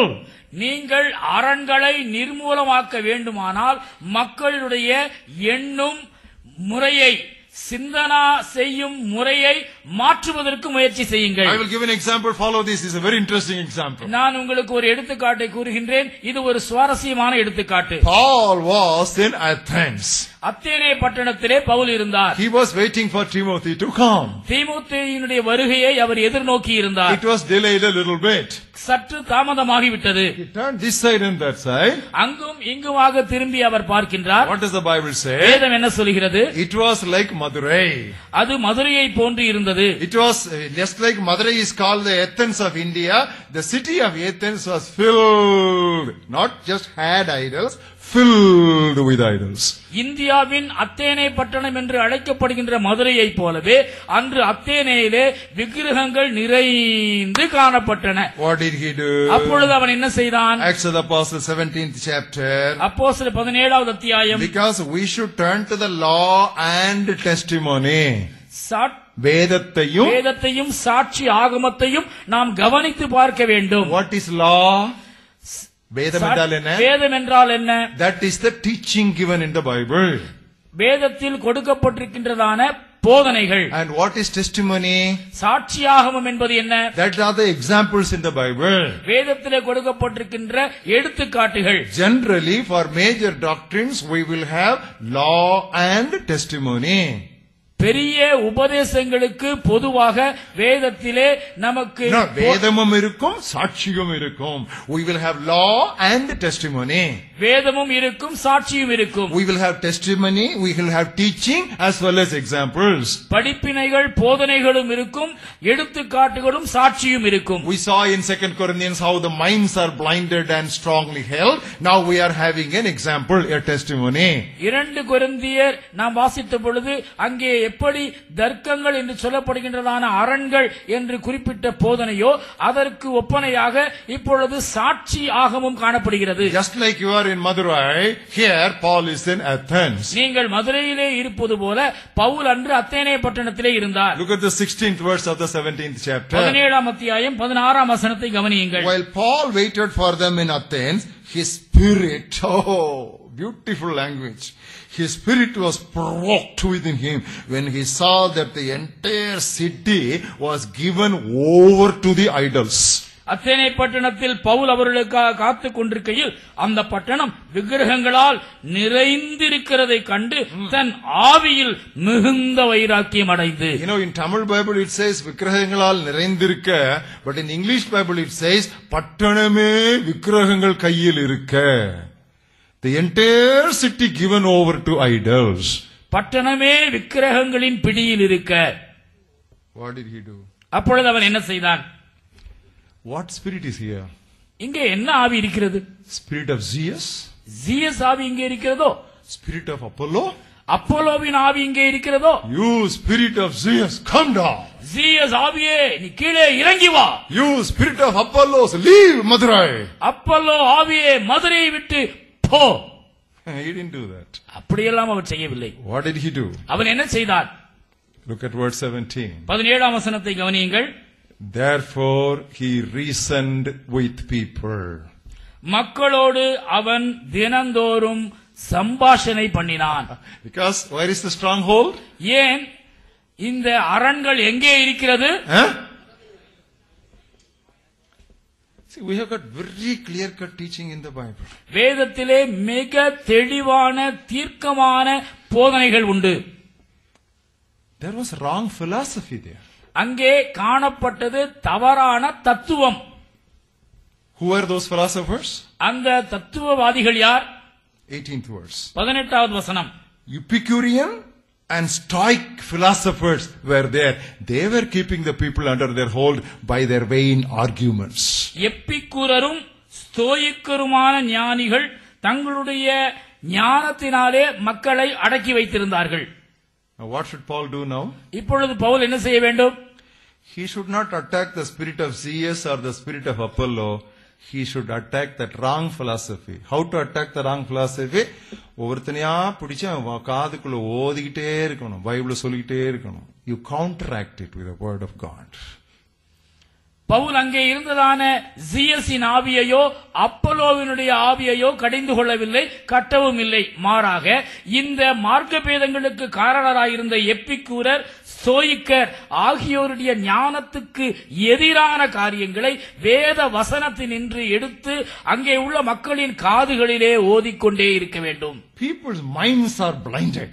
மக்களுடைய மனது குருடாக்கப்பட்டுள்ளது. Their thinking pattern is erroneous. அவர்களுடைய சிந்தனா முறை தவறாக உள்ளது. You have the word of truth in your hands. உங்களுடைய கையிலே சத்திய வார்த்தை உள்ளது. So take the word of truth and try to replace that in their heads. சத்திய வார்த்தையை கையில் எடுத்து அவர்களுடைய மனதில் இருக்கின்றதான தவறான தத்துவங்களுக்கு எதிராக புகட்டுங்கள். You reason out with them, you argue with them, bring down every stronghold, because your weapons are not carnal, your weapons are mighty through God.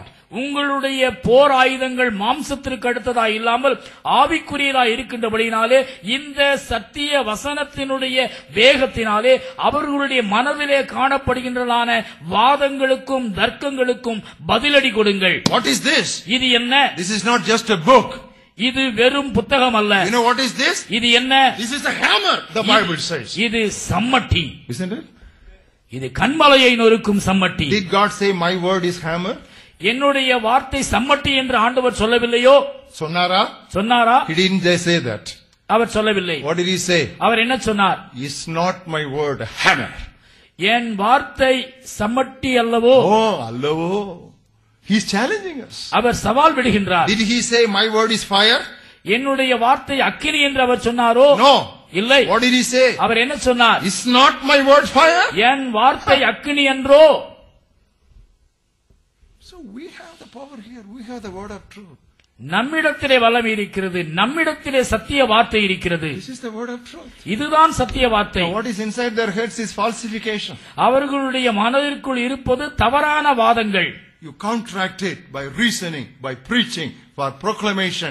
That is what the Bible says. The gospel is the power of God unto salvation, unto deliverance. சுவிசேஷமே ரட்சிக்கப்படுவதற்கு தேவ பலனாய் இருக்கிறது ஆண்டவர் சொல்லுகின்றபடியாலே அவர்களுடைய மனதிலே காணப்படுகின்றதான தத்துவ தர்க்கங்களை எல்லாம் சத்திய வார்த்தையினுடைய வசனங்களினாலே தகர்த்தெறிந்து அவர்களை விடுவியுங்கள். Is not my word fire? என்னுடைய வார்த்தை அக்கினி அல்லவோ? What is chaff before fire? இந்த அக்கினிக்கு முன் பதர் எம்மாத்திரம். Amen. Amen. Now I am changing your pattern, thinking pattern. உங்களுடைய சிந்தனா முறையை நான் இப்பொழுது மாற்றிக் கொண்டிருக்கிறேன். Because unless we are changed, we can't change the world. நாம் மாற்றமடையாவிட்டால் உலகை மாற்ற முடியாது. Then comes another question. இப்பொழுது அடுத்த கேள்வி வருகிறது. Then how about the king of Persia in the heavenly places when Daniel was praying? தானியேல் ஜெபிக்கும் பொழுது அந்த பெர்சியாவின் ராஜா என்று ஒருத்தர் வருகிறாரே, அதை குறித்து என்ன சகோதரனே? We know wrong things more than right things. நமக்கு தெரிந்ததெல்லாம் சரியான காரியங்களை விட தவறான காரியங்கள் தான். Doesn't matter. Let us do some flushing this morning. அவைகளையெல்லாம் நாம் இப்பொழுது கழிவை வெளியேற்றுவது போல வெளியேற்றுவோம். Turn with me to the book of Daniel. தானியேலின் புத்தகம் 10th chapter. 10வது அத்தியாயம். Verses 12 and 13. 12-13 வசனங்கள். And he said to me, O Daniel, man greatly beloved, understand the words that I speak to you and stand upright, for I have now been sent to you. While he was speaking this word to me, I stood trembling. தானியேலே பயப்படாதே, நீ அறிவை அடைகிறதற்கும் உன்னை உன்னுடைய தேவனுக்கு முன்பாக சிறுமைப்படுத்துகிறதற்கும் உன் மனதை செலுத்தின முதல் நாள் துவக்கி உன் வார்த்தைகள் கேட்கப்பட்டது, உன் வார்த்தைகளின் நிமித்தம் நான் வந்தேன். Verse 13. 13ஆம் வசனம்.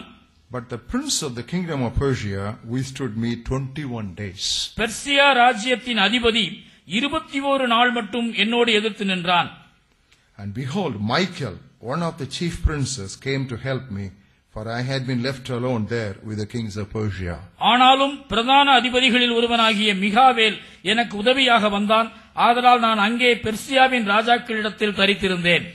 What did Daniel do when the answer was delayed? தனக்கு பதில் தாமதித்த பொழுது தானியேல் அங்கே என்ன செய்தார்? You, prince of Persia, I command you, come down. Persia தேசத்து அதிபதியே, நீ கீழே இறங்கி வரும்படியாய் உனக்கு நான் கட்டளையிடுகின்றேன். Leave. Did he pray like that? நீ அங்கிருந்து புறப்பட்டு போ என்று அவன் ஜெபித்தானா? No. இல்லை. He was quietly waiting before the Lord, praying unto the God of heaven. பரலோகத்தின் தேவனை நோக்கி அமைதியாய் முழங்காற்படியிட்டு ஜெபத்திலே அவன் தரித்திருந்தான். Daniel 9th chapter, தானியேல் 9வது அத்தியாயம் verses 20 and 21. 20, 21 வசனங்கள். Now while I was speaking, praying and confessing. இப்படி நான் சொல்லி ஜெபம் பண்ணி என் பாவத்தையும் என் மக்களாகிய இஸ்ரவேலின் பாவத்தையும் அறிக்கையிட்டு. Verse 21, yes, while I was speaking, you know what you are able to see there, that one important word, speaking, praying, confessing, presenting, while I was still speaking in prayer. So that was a sustained season of prayer. He was இந்த இரண்டு வசனங்களை நாம் பார்க்கும் பொழுது நான் சொல்லி ஜெபம் பண்ணி அறிக்கையிட்டு ஜெபம் பண்ணிக்கொண்டு என்று நாம் வார்த்தைகளை பார்க்கும் பொழுது நெடுநேரமாக ஜெபத்தில் தரித்திருத்தலை அது குறிக்கிறது. So those many days he just continued steadfast in prayer, because the Bible says stay steadfast in prayer. That's all. ஜெபத்திலே உறுதியாய் தரித்திருங்கள் என்ற வசனத்திற்கு ஆதாரமாக இங்கே தானியேல் சில நாட்கள் அப்படியே ஜெபத்திலே தரித்திருந்தார். He did not address the prince of Persia. That was God's work. God sent Gabriel. If Gabriel cannot do it, he will send Michael. That is not your job. You keep on appealing to the Jehovah God who is sitting on the throne. Do you understand? Persia அதிபதியை கீழே இறக்குவதற்காக தானியேல் முயற்சி செய்யவில்லை. அது தேவனுடைய வேலை. தேவன் காபிரியேலை அனுப்பி அவனை இறக்குவார் அல்லது மிகாவேலை அனுப்புவார். இதனை குறித்து நாம் கவலைப்பட வேண்டியதில்லை. நாம் செய்ய வேண்டியதெல்லாம் யெகோவா தேவனை நோக்கி ஜெபித்துக் கொண்டே இருப்பதுதான். You may think you bring down the Persian king. If Persian king is brought down, then Grecian king will come. நீங்கள் நினைக்கலாம் இந்த பெர்சியாவின் அதிபதியை எப்படியும் கீழே இறக்க வேண்டும் என்று. அப்படியே நீங்கள் பெர்சியாவின் அதிபதியை கீழே இறக்கினாலும் அடுத்து கிரேக்க அதிபதி வருவார். Look at verse 20 and 21 of 10th chapter. 10வது அத்தியாயம் 20, 21 வசனங்களை பாருங்கள். Do you know why I have come to you? நான் உன்னிடத்திற்கு வந்த காரணம் என்னதென்று உனக்கு தெரியுமா? Now I must return to fight with the prince of Persia. இப்போது நான் பெர்சியாவின் பிரபுவோடு யுத்தம் பண்ண திரும்பி போகிறேன். When I have gone forth, நான் போன பின்பு the prince of Greece will come. கிரேக்கு தேசத்தின் அதிபதி வருவார். So one after the other they will be coming and going. Why should we bother? ஒன்றற்கு பின் ஒருவராக அதிபதிகள் வந்து கொண்டே இருப்பார்கள். அதை குறித்து நாம் ஏன் கவலைப்பட வேண்டும்? Do you know Greek philosophy is worse than Persian philosophy? Persia தத்துவத்தை விட கிரேக்க தத்துவம் மிகவும் பயங்கரமானது என்று உங்களுக்கு தெரியுமா? Most of the anti-Christian doctrines have come from Grecian philosophy, not from Persian philosophy. கிறிஸ்தவத்துக்கு எதிரான பல உபதேசங்கள் பெர்சியாவின் உபதேசத்தினின்று வந்தன என்று சொல்வதை விட கிரேக்க தத்துவங்களினின்று தான் வந்தது. Persian king will come. Persia அதிபதி வருவான். Michael will come to help me. மிகாவேல் எனக்கு உதவி செய்ய வருவார். After that, Grecian king will come. கிரேக்க பிரபு வருவான். Don't be unusually alarmed or perturbed by these things. இவைகளினாலே நீங்கள் ஏதோ அசாதாரணமான ஒரு பயத்திற்குள்ளோ திகிலுக்குள்ளோ செல்ல வேண்டாம். Why? ஏன்? Look at verse 21. 21 வசனத்தை பாருங்கள். I will tell you what is noted in the scripture. சத்திய எழுத்திலே கண்டிருக்கிறதை நான் உனக்கு தெரிவிப்பேன். That's good enough? அது போதுமா? That's good enough? அது போதாதா? You know, the word given there is but. அங்கேயும் ஆனால் என்று ஒரு வார்த்தை வருகிறது. These princes, these philosophies will come and go. But don't worry. I will explain to you what is contained in the scripture of truth. In English Bible is very clear. Scripture of truth. Both the S and T are capitalized. இந்த பிரபுக்கள் வருவார்கள் போவார்கள். ஒருவருக்கு பின் ஒருவர், ஒன்றிற்கு பின் ஒரு தத்துவம் வந்து கொண்டுதான் இருக்கும். அதை குறித்து கவலைப்படாதீர்கள். சத்திய எழுத்திலே இருக்கிறதை நான் உங்களுக்கு தெரிவிப்பேன் என்ற வார்த்தையை கவனியுங்கள். What does it mean? அதனுடைய பொருள் என்ன? We wrestle not against flesh and blood, but against principalities, powers in darkness. நான் மாம்சத்தோடும் இரத்தத்தோடும் அல்ல, வானமண்டலங்களில் உள்ள பொல்லாத ஆவிகளின் சேனைகளோடும் அந்தகார லோகாதிபதிகளோடும் போராடுகிறோம். How do we fight? நாம் எப்படி போராடுகிறோம்? We take the sword of the Spirit, which is the word of God. நாம் ஆவியின் பட்டயமாகிய வசனத்தை எடுத்து போராடுகிறோம். In other words, you counteract the powers of darkness by the word of God. In other words, preach the word, other things will come down. Because the Bible says, what is chaff before fire? இந்த அந்தகார லோகாதிபதிகளை எதிர்த்து போராடுவதற்கு நாம் கையாளுகின்றதான ஆயுதம் என்னவென்றால் தேவ வசனமாகிய ஆவியின் பட்டயம். வேறு வார்த்தையிலே சொல்ல வேண்டுமானால் திருவசனத்தை நீங்கள் பிரசங்கித்துக் கொண்டே இருங்கள். அப்படியானால் இந்த அரண்கள் எல்லாம் தானாகவே நிர்மூலமாகும். அக்கினிக்கு முன்னதாக பதர் எம்மாத்திரம். Jesus chose 70 disciples. இயேசு 70 சீடர்களை தெரிந்தெடுத்தார். And he teamed them 2 by 2. இரண்டு பேராக அவர்களை அவர் குழு அமைத்தார். He sent them to preach the gospel and manifest the power of God. தேவனுடைய வல்லமையை நடத்தி காட்டும்படியாக கிராமங்களுக்கு நேரே அவர்களை அவர் அனுப்பினார். They went and preached everywhere. அவர்கள் எங்கும் திரிந்து சுவிசேஷத்தை பிரசங்கித்தார்கள். After sending the 70 disciples, Jesus had no television to be watching live what was happening. இந்த 70 சீடர்களை அனுப்பின பிற்பாடு என்ன நடந்து கொண்டிருப்பது என்பதை பார்ப்பதற்கு நேரடி தொலைக்காட்சி வசதி அந்நாட்களிலே அவருக்கு இல்லை. So he was keeping up. He was looking up into heaven. ஆகவே அவர் வானத்தை நோக்கி பார்த்து உட்கார்ந்தார். When they came back, அவர்கள் திரும்பி வந்த பிற்பாடு what did he tell them? அவர்களிடத்திலே அவர் என்ன சொன்னார்? When you were preaching there, I saw Satan falling down. நீங்கள் பிரசங்கித்துக் கொண்டிருந்ததான வேளையிலே சாத்தான் மின்னலை போல கீழே விழ கண்டேன். Brothers and sisters, wherever you go, you preach the word and other things will be taken care of. அருமையான சகோதர சகோதரிகளே, நீங்கள் எங்கு சென்றாலும் வசனத்தை பிரசங்கித்துக் கொண்டே இருங்கள், மற்றவைகள் எல்லாம் தானாக கீழே விழும். But we have failed to do what we ought to do, and we are doing what we ought not to do. ஆனால் நாம் என்ன செய்து கொண்டிருக்கின்றோம்? செய்யத்தக்கவைகளை செய்யாமல் செய்யத்தகாதவைகளை செய்து வந்தோம். So the result is நமக்கு சுகமே இல்லை. We have no health. This is why I told you, that old prayer is very helpful. இந்த பழைய ஜெபம் எவ்வளவு அர்த்தமுள்ளது என்று பாருங்கள். What we are supposed to do, that we are not doing. What we need not do, that we are specialized. சொன்னதை விட்டுட்டு சொரக்காயை புடுங்கிட்டு இருக்கிறோம். ஐயோ, அட்டகாசம்.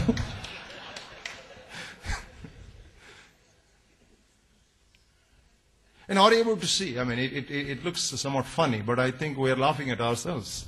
ஒருவேளை இது பார்ப்பதற்கு தமாஷாக இருக்கலாம், ஆனால் இது எவ்வளவு முக்கியமானது என்பதை கவனித்து பாருங்கள். There is not a single place on the face of the earth where there is no demonic activity.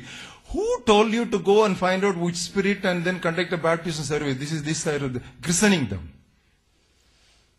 உலகத்திலே பிசாசினுடைய நடவடிக்கை இல்லாத இடம் எதுவுமே இல்லை. எல்லா இடத்திலும் பிசாசின் கிரியை இருக்கத்தான் செய்கிறது என்கிறதான சூழலிலே எந்த இடத்தில் என்ன ஆவி இருக்கிறது என்று கண்டுபிடித்து அந்த ஆவிகளுக்கு பெயர் சூட்டி அவைகளுக்கு ஞானஸ்நானம் கொடுக்க உங்களுக்கு யார் சொன்னது? Is that our calling? இது உங்களுடைய அழைப்பா? Even in Garden of Eden, Satan was there. Eden தோட்டத்திலேயே இந்த சாத்தான் இருந்தான். Isn't it? அப்படித்தானே? Even in so there is no place on the face of the earth without demonic activity. இந்த புவி எங்கிலும் பிசாசினுடைய கிரியை இல்லாத இடமே கிடையாது. Then how to bring healing to Madurai? அப்படியானால் மதுரைக்கு எப்படி சுகத்தை கொண்டு வருவது? How to bring healing to Theni? தேனிக்கு சுகத்தை எப்படி கொண்டு வருவது? It is not by bringing down the so-called Meenakshi spirit in Madurai or whatever spirit I don't know here in Theni.